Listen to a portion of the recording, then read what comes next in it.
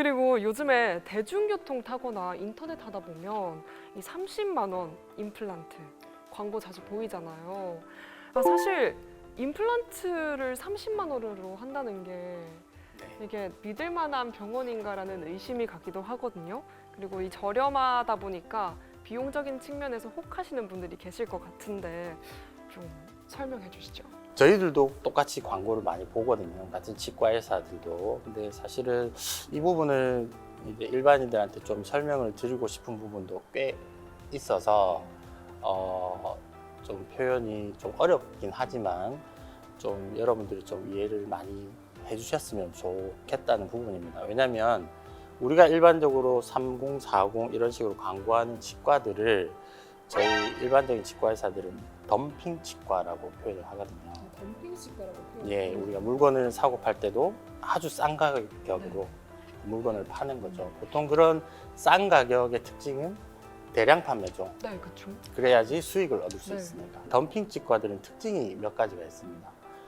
광고를 과도하게 하는 거죠. 지하철이든 버스든. 그 다음에 치과를 일단 크고 럭셔리하게 만들어 놓습니다. 고급지다는 느낌을 주기 위해서.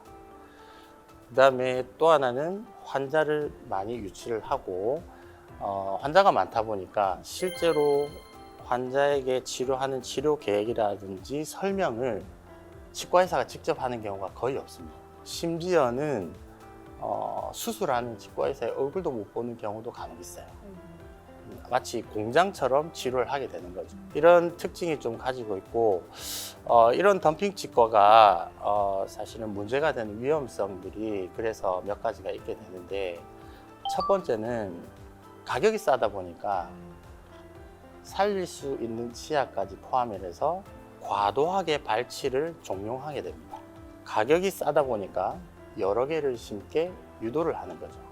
그럼 건강한 치아까지 이제 빼서 임플란트를 심는 그런 경우도 있습니다. 그래서 그런 부분에 대해서 저희들도 사실은 많이 우려하는 부분이고요. 환자분들은 어차피 가격이 싸니까 이번 기회에 한 번에 여러 개를 하자라는 생각도 들 수는 있거든요. 사실 그런 위험성, 그다음에 걱정 때문에 꼭 이 부분에 대해서는 말씀을 드리고 싶고요.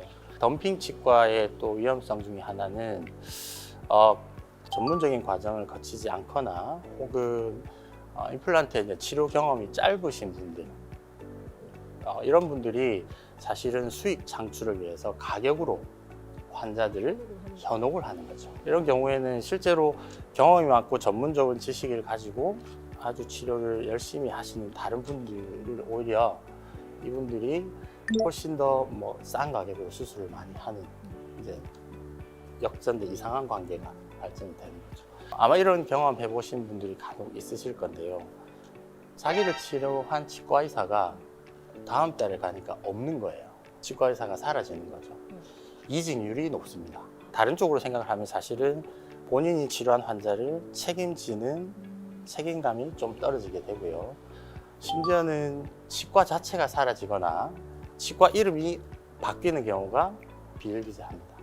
환자를 많이 대량으로 치료를 하고 치과가 문을 닫게 되는 거죠. 그러면 치료를 받았던 환자들은 갈 데가 없어지는 거예요. 그러면 불편감이나 다른 유지 관리를 다른 치과에 가서 하게 되는 문제가 생기는 겁니다.